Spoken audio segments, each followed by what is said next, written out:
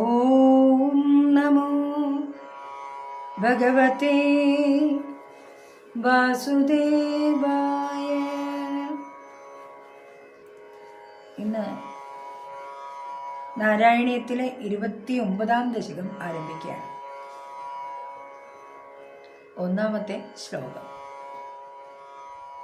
ഉദ്ഗച്ഛതസ്തവ കരാദമൃതം ഹരത്സു ദൈത്യേഷു താനശരണാൻ അനുനീയ ദേവാൻ സദ്യ സ്ഥിരോദധിത ദേവ ഭവത്പ്രഭാവാത് ഉദ്യൽ സ്വയൂഥ കലഹാദിജ ബഭൂവു. ഈ അസുരന്മാരുടെ തനതായ സ്വഭാവം പ്രകടമാവുകയാണ് ഈ ശ്ലോകത്തിൽ. ദേവന്മാരുടെ ജരാനരകൾ ഇല്ലാതാക്കാൻ വേണ്ടിയാണ് അസുരന്മാരും ദേവന്മാരും യോജിച്ച് പാലാഴി കടഞ്ഞത്. അമൃതം ഒരു കലശത്തിലാക്കി ധന്വന്തരി മൂർത്തി ഇവിടെ അവതരിച്ചിരിക്കുകയാണ്. ഇത് കണ്ടതും ധന്വന്തരിയായി അവതരിച്ച ഭഗവാന്റെ തൃക്കൈകളിൽ നിന്ന് അസുരന്മാർ അമൃത കലശത്തെ ബലാത്കാരമായി അപഹരിച്ചു. ശാന്തമൂർത്തിയായ ഭഗവാൻ അവരോട് എതിർക്കാനൊന്നും പോയില്ല. എന്തെങ്കിലും ചെയ്യട്ടെ. ശാപശക്തി കൊണ്ട് ദുർബലരായി തീർന്ന ദേവന്മാർക്ക് അവരെ തടയാനും കഴിഞ്ഞില്ല. പാവങ്ങള് അവർ ഒരു ശക്തിയില്ലാതിരിക്കുന്ന സമയമാണ്. അങ്ങനെ അശരണരായ ദേവന്മാരെ ഭഗവാൻ ആശ്വസിപ്പിച്ചു. ഭഗവാൻ എപ്പോഴും അശരണന്മാരുടെ കൂടെയാണല്ലോ, പാവങ്ങളുടെ കൂടെയാ. അദ്ദേഹം ദേവന്മാരെ ആശ്വസിപ്പിച്ചു. പിന്നെ എന്ത് ചെയ്തു? ഉടൻ തന്നെ ഭഗവാൻ അന്തർധാനം ചെയ്തു. ഭഗവാനെ കാണാനില്ല. ഭഗവാന്റെ മായാപ്രഭാവം കൊണ്ട് ദൈത്യന്മാർക്ക് തമ്മിൽ അഭിപ്രായ വ്യത്യാസം ഉണ്ടായി. അതാണല്ലോ, അവരെ കിട്ടിക്കഴിഞ്ഞാൽ അങ്ങ് ആർക്ക് വേണേ, എനിക്ക് വേണം, നിനക്ക് വേണമെന്നൊക്കെ പറഞ്ഞ് അവിടെ അടികൂടാൻ തുടങ്ങി. ആദ്യം അമൃത സേവിക്കാനുള്ള അവകാശത്തെ പറ്റിയും ദേവന്മാർക്ക് കൂടി അമൃത് കൊടുക്കേണ്ടതിനെ പറ്റിയും തർക്കിച്ച് അവർ തമ്മിൽ തന്നെ കലഹമുണ്ടായി. ഈ അമൃതകുംഭം കൊണ്ടുപോയിട്ട് അസുരന്മാർ തർക്കിക്കാൻ തുടങ്ങി. എനിക്ക് ആദ്യം വേണം, അല്ലെങ്കിൽ ആർക്ക് ആദ്യം കൊടുക്കണം, ഇനി ദേവന്മാർക്ക് കൊടുക്കണോ, അങ്ങനെയുള്ള കാര്യങ്ങൾ പല അഭിപ്രായങ്ങളും ഉണ്ടായി. അങ്ങനെ അവർ തമ്മിൽ തല്ലാൻ തുടങ്ങി.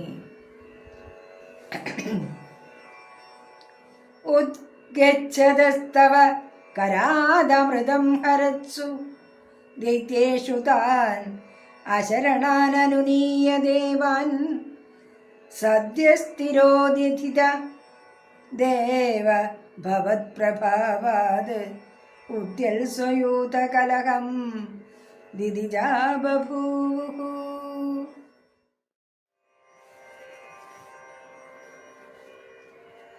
29-ാം ദശകത്തിലെ 2-ാമത്തെ ശ്ലോകം. ശ്യാമാം ജുജാപി ഭയസാഭിതനും തദാനീം പ്രാപ്തോസി തുംഗകുജ മണ്ഡലഭംഗുരാം ത്വം പീയൂഷകുംഭകലഹം പരിമുച്യ സർവേ തൃഷ്ണാകുലാ പ്രതിയയുസ്തുതുരോജ കുംഭേ.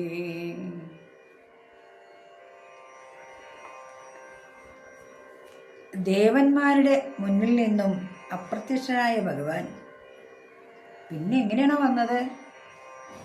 അതിമനോഹരമായ മോഹിനിയുടെ രൂപം ധരിച്ച് വന്നു. അസുരന്മാരുടെ മുൻപിൽ പ്രത്യക്ഷനായി. ശ്യാമവർണ്ണയായ മോഹിനി യൗവനയുക്തയായിരുന്നു. മോഹിനിയെ കണ്ടപ്പോൾ അമൃത കുംഭത്തെ ചൊല്ലിയുള്ള കലഹം ദൈത്യന്മാർ മറന്നു. മോഹിനിയുടെ സ്തന കലശങ്ങളുടെ നേർക്കുള്ള തൃഷ്ണ കൊണ്ട്, ആഗ്രഹം കൊണ്ട് അവർ പരവശരായി തീർന്നു. അവർ മോഹിനിയുടെ അടുക്കലെത്തി. അതാണ് അസുരന്മാരുടെ സ്വഭാവം. അവരെന്താണോ ഉദ്ദേശിച്ചത് അതൊക്കെ മറന്ന് നല്ലൊരു സുന്ദരിയുടെ രൂപം കണ്ടപ്പോൾ എല്ലാവരും അതിൻ്റെ പിന്നാലെ പോയി. അങ്ങനെ ഭഗവാൻ മോഹിനിയുടെ രൂപം ധരിച്ചിരിക്കുകയാണ് ഈ ഒരു കാര്യം പരിഹരിക്കാനായിട്ട്. ശ്യാമാം രുജാഭി വയസാഭി തനും തദാനീം പ്രാപ്തോസി തുംഗകുജമണ്ഡല ഭംഗുരാം ത്വം പീയൂഷകുംഭകലകം പരിമുച്യ സർവേ തൃഷ്ണാകുലാ പ്രതിയയുസ്തൊരു ത്വദുരോജകുംഭേ.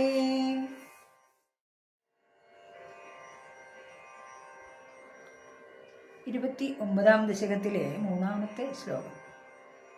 കാത്വം മൃഗാക്ഷി വിഭജസ്വ സുധാമിമാം ഇത്യാരൂഢരാഗ വിവശാനഭിയാജതോ മുൻ വിശ്വസ്യതേ മയി കഥം കുലടാസ്മി ദൈത്യ ഇത്യാലപന്നഭി സുവിശ്വസിതാനദാനീ.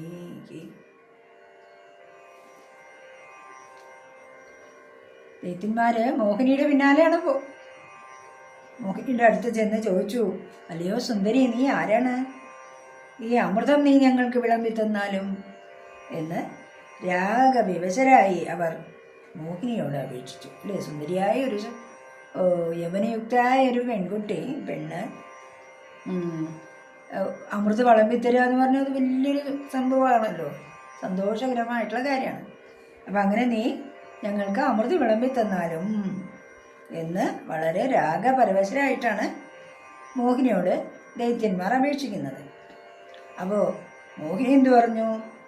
ഞാനൊരു കുലടയാണ്, ഒരു വൃത്തികെട്ട സ്ത്രീയാണ്. അങ്ങനെയുള്ള എന്നെ നിങ്ങൾ എങ്ങനെ വിശ്വസിക്കും എന്ന് തർക്കിച്ചു.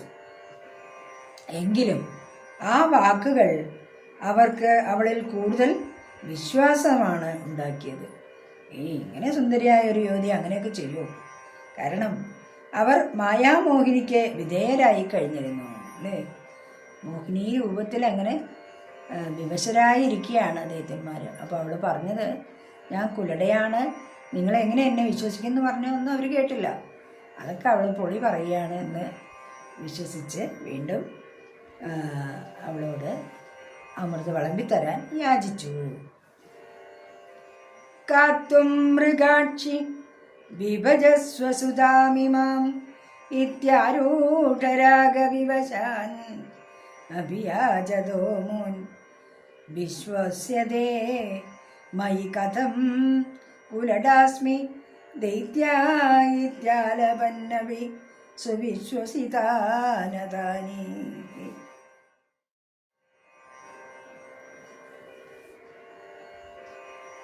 29-ാം ദശകത്തിലെ 4-ാമത്തെ ശ്ലോകം.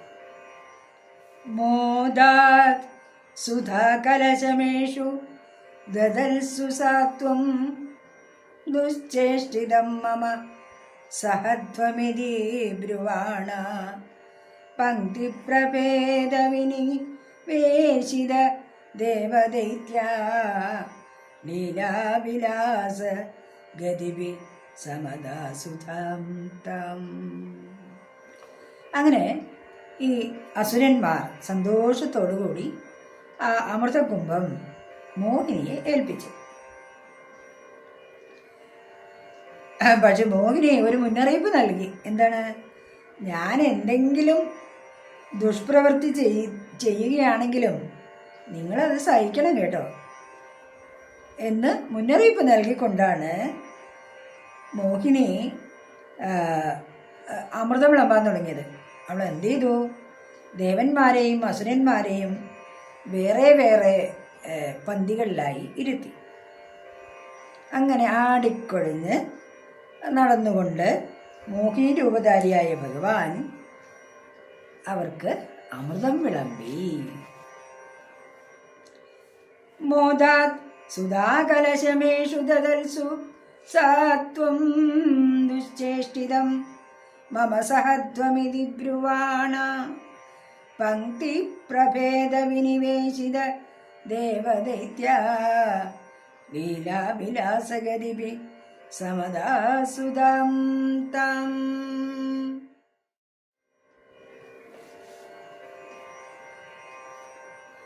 29ാം ദശകത്തിലെ 5ാമത്തെ ശ്ലോകം.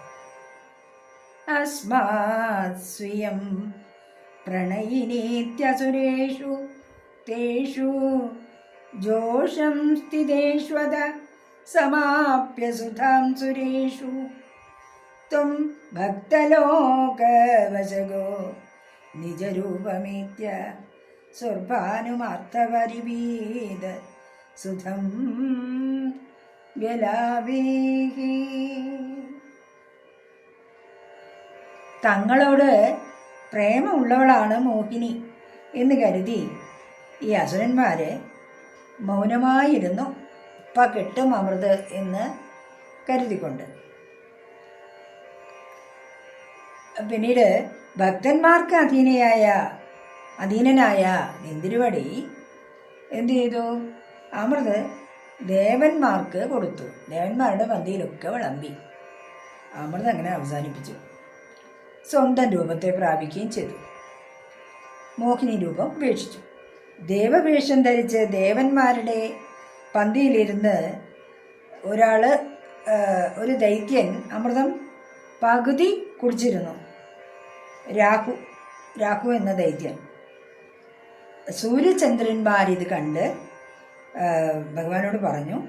ഈ കള്ളത്തരം ഭഗവാന്റെ ശ്രദ്ധയിൽപ്പെട്ടപ്പോൾ ഭഗവാൻ സുദർശന ചക്രം കൊണ്ട് രാഹുവിനെ 2ആയി മുറിച്ചു. അപ്പം അവിടെ ഒരു ചെറിയ കള്ളത്തരം ഉണ്ടായി. അപ്പം ഇവിടെ ഭക്തന്മാർക്ക് മാത്രമാണ് സേവ ചെയ്തത് ഭഗവാൻ. മോഹിനി രൂപം ധരിച്ച് ദൈത്യന്മാരെ പറ്റിച്ചു എന്ന് വേണമെങ്കിൽ പറയാം. പക്ഷേ എന്താ പറയാം, ഇവിടെ ഭക്തന്മാരായ ദേവന്മാരെയാണ് ഭഗവാൻ രക്ഷിച്ചത്. കാരണം അവർക്ക് വേണ്ടിയിട്ടാണ് ഈ അമൃതം ഉണ്ടായത്. അല്ലെങ്കിൽ അമൃതത്തിന് വേണ്ടി അവർ പ്രയത്നിച്ചത്. പിന്നെ അവർക്ക് കിട്ടാതെ വന്നു കഴിഞ്ഞാൽ അതൊരു ശരിയല്ലല്ലോ എന്ന് കരുതി കാണും ഭഗവാൻ. അങ്ങനെ അമൃത് ദേവന്മാർക്ക് എല്ലാം കിട്ടി. അസ്മാസ്വയം പ്രണയിനി ഇത്യസുരേഷു തേഷു ജോഷം സ്ഥിതേഷ്വത സമാപ്യ സുധാം സുരേഷു ത്വം ഭക്തലോകവശഗോ നിജരൂപമേത്യ സ്വർഭാനുമാർത്ഥ പരിപീത സുധം വ്യലാവീഹി.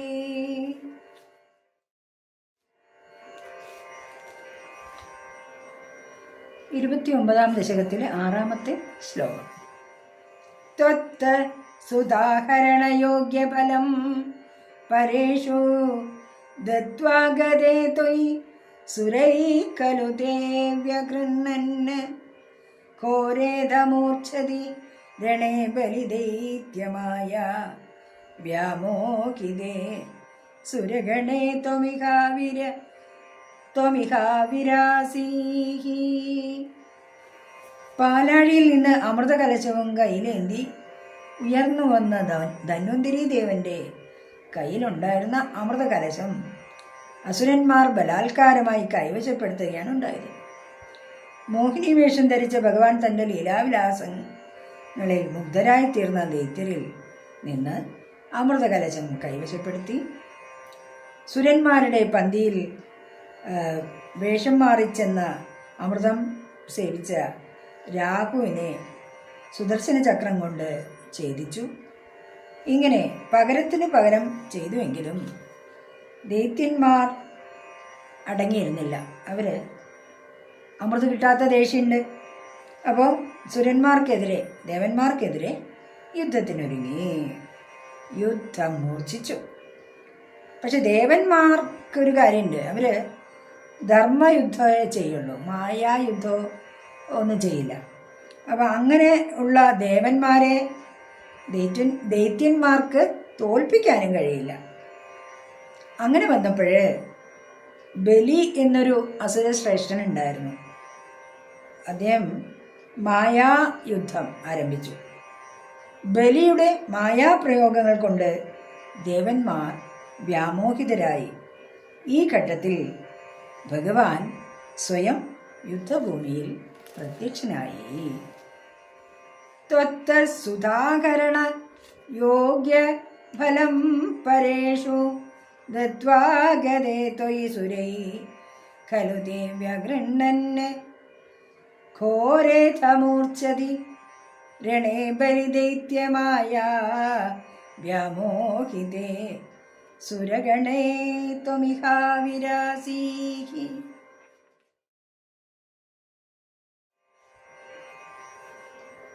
ഇന്ന് 29-ാം ദശകത്തിലെ 7-ാമത്തെ ശ്ലോകമാണ്. ത്വം കാലനേമിമഥ മാലിമുഖാൻ ജഗന്ത ശക്രോജകാന ബലിജംബ ബലാൻ സപാകാൻ ശുഷ്കാർദ്ര ദുഷ്കരവധേന മുജൗ ചലുനേ ബലേന നാരദഗിര നിരുണോരുണം തം. ദേവാസുര യുദ്ധത്തിൽ ഭഗവാൻ തന്നെ ഇറങ്ങിയല്ലോ. ഭഗവാൻ എന്ത് ചെയ്തു? കാലനേമി, മാലി, സുമാലി എന്നീ അസുരന്മാരെ വധിച്ചു. അതുപോലെ പാകൻ, ബലി, ജംബൻ, ബലൻ എന്നിവരെയും നമുജിയെയും ഇന്ദ്രൻ നിഗ്രഹിച്ചു. വരബലമുള്ള നമുജിയെ ശുഷ്കമോ ആർദ്രമോ ആയ ആയുധങ്ങൾ കൊണ്ട് കൊല്ലാൻ സാധിക്കുമായിരുന്നില്ല. പ്രപഞ്ചത്തിലുള്ള എല്ലാ വസ്തുക്കളും ശുഷ്കം, ആർദ്രം എന്ന മഹാവിഭാഗങ്ങളിൽ പെടുന്നവയാണ്. അതിനാൽ താൻ അവധ്യനാണെന്ന് നമുജി അഹങ്കരിച്ചിരുന്നു. എന്നാൽ ജലത്തിൻ്റെ ഒരു രൂപഭേദമായ നുര കൊണ്ടാണ് ഇന്ദ്രൻ നമുജിയെ വധിച്ചത്. നുര ശുഷ്കമോ ആർദ്രമോ അല്ല. യുദ്ധം ഇങ്ങനെ സർവ ദൈത്യ സംഹാരകമായി കൊടുമ്പിരിക്കൊണ്ടിരുന്നപ്പോൾ നാരദന്റെ ഉപദേശപ്രകാരം ഭഗവാൻ യുദ്ധം തടഞ്ഞു. ഇങ്ങനെ പോയി കഴിഞ്ഞാൽ എല്ലാവരും ചത്തു വീഴും. എന്നാൽ അതിനുശേഷം ശുക്രാചാര്യർ, അതായത് ദൈത്യന്മാരുടെ ഗുരുവായ ശുക്രാചാര്യർ, അദ്ദേഹത്തിന് മൃതസഞ്ജീവനി എന്നൊരു വിദ്യ അറിയാം. അതായത് മരിച്ചവരെ ജീവിപ്പിക്കാനുള്ളൊരു വിദ്യയാണ്. അപ്പം അദ്ദേഹം കൊല്ലപ്പെട്ട അസുരന്മാരിൽ മിക്കവരെയും ജീവിപ്പിച്ചു എന്ന് ഭാഗവതത്തിൽ പറയുന്നുണ്ട്. ത്വം കാലനേമിമഥ മാലിമുഖാൻ ജഗന്ത ശക്രോജകാന ബലിജംബവലാൻ സപാകാൻ ശുഷ്കാർദ്ര ദുഷ്കരവധേ നമുജൗ ചലൂനേ വേനേന നാരദഗിര നിരുണോരണം തം.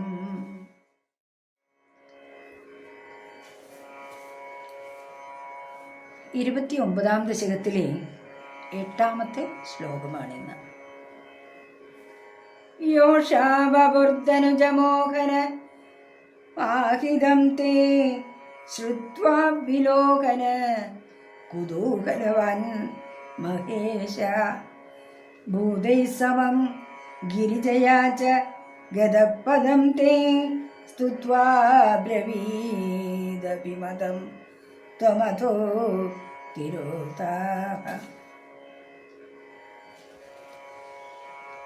മോഹിനി വേഷം ധരിച്ച ഭഗവാൻ അസുരന്മാരെ മോഹിപ്പിച്ച് അമൃതദേവന്മാർക്ക് കൊടുത്ത കഥയൊക്കെ ഭഗവാൻ ശ്രീ പരമേശ്വരൻ കേട്ടു. അതറിഞ്ഞ പരമേശ്വരന് മോഹിനി രൂപം കാണാൻ ഒരാഗ്രഹമുണ്ടായി. പരിവാരങ്ങളായ ഭൂതഗണങ്ങളോടും അർത്ഥാംഗ ശരീരിണിയായ പാർവതി ദേവിയോടും കൂടി കാമദേവനെ ചുട്ടരിച്ച ശ്രീ പരമേശ്വരൻ വൈകുണ്ഠത്തിലെത്തി. സ്തോത്രം കൊണ്ട് വിഷ്ണുവിനെ പ്രസാദിപ്പിച്ചു. പ്രസന്നനായ ഭഗവാനോട് ശ്രീ പരമേശ്വരൻ തൻ്റെ ആഗ്രഹം അറിയിച്ചു. ഇതിന് ഭഗവാൻ ഉത്തരവൊന്നും പറഞ്ഞില്ല. ഭഗവാൻ അവിടെ നിന്നും തിരോധാനം ചെയ്തു, മറഞ്ഞു. യോഷാവപുർധനുജ മോഹനമാഹിതം തേ ശ്രുത്വാ വിലോകന കുതൂഹലവാൻ മഹേശഃ ഭൂതൈ സമം ഗിരിജയാ ജഗദപദം തേ സ്തുത്വാ ബ്രവീദഭിമതം ത്വമധോ തിരോധാഃ.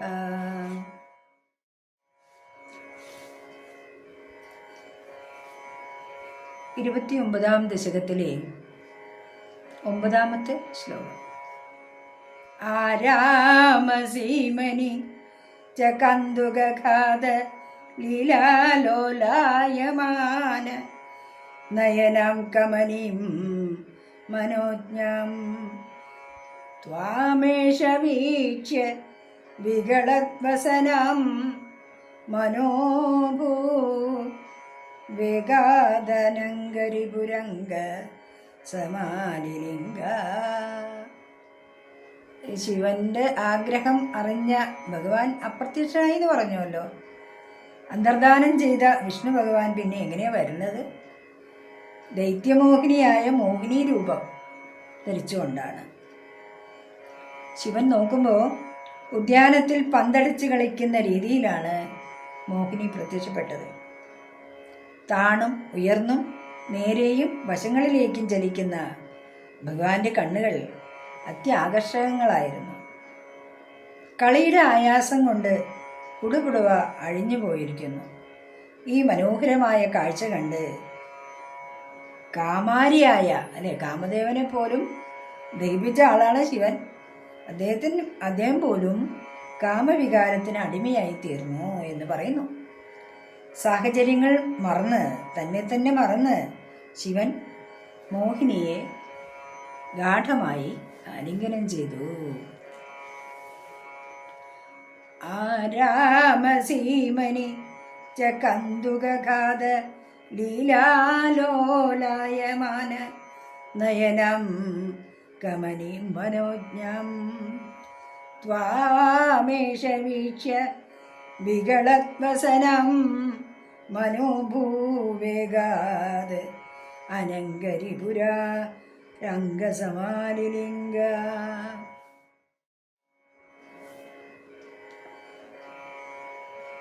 29-ാം ദശകത്തിലെ 10-ാമത്തെ ശ്ലോകമാണ്. ഭൂയോപി വിദ്രുതവതീമുപധാവ്യദേവോ വീര്യപ്രമോക്ഷ വികസത് പരമാർത്ഥബോധഃ ത്വന്മാനിതസ്തവ മഹത്വമുവാച ദേവ്യൈ തത്താദൃശസ്ത്വമവ വാതനികേതനാഥ.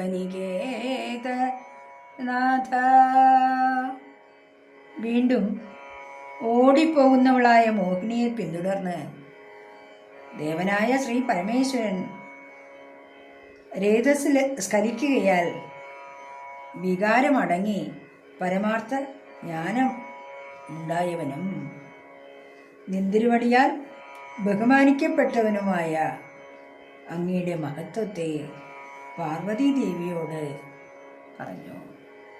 ഇതൊരു മായയാണ്, ഭഗവാൻ ആണ് മോഹിനി വേഷത്തിൽ വന്നിരിക്കുന്നത് എന്നൊന്നും പരമശിവന് പോലും കുറച്ചു നേരം മനസ്സിലാക്കാനായില്ല. കാമദേവനെ കൊന്ന ആളാണ് പരമശിവനെങ്കിലും ഭഗവാന്റെ ആ മോഹിനി രൂപം പരമശിവന് പോലും മോഹിതനാക്കി തീർത്തു അല്ലേ. പക്ഷേ പെട്ടെന്ന് അദ്ദേഹത്തിന് കാര്യങ്ങൾ, പരമാർത്ഥമായിട്ടുള്ള കാര്യങ്ങൾ ഓർമ്മ വരികയും അങ്ങനെയുള്ള പരമശിവനെ ഭഗവാൻ ബഹുമാനിക്കുകയും ചെയ്തു. അല്ലയോ ഗുരുവായൂരപ്പ, അപ്രകാരമുള്ള നിന്തിരുവടി എന്നെ രക്ഷിക്കണമേ. ഭഗവാന്റെ ഒരു ലീലാവിലാസമാണ് ഈ 2 ശ്ലോകങ്ങളിൽ നമുക്ക് കാണാൻ കഴിയുന്നത് അല്ലേ. കൃഷ്ണ ഗുരുവായൂരപ്പ. ഭൂയോപി വിദ്രുതവതീമുപധാവ്യ ദേവോ വീര്യപ്രമോക്ഷ വികസത് परमार्थबोधः त्वन्मानितस्तव महत्त्वमुवाच देवी तत्तादृशस्त्वमव वादनिकेत नाथ.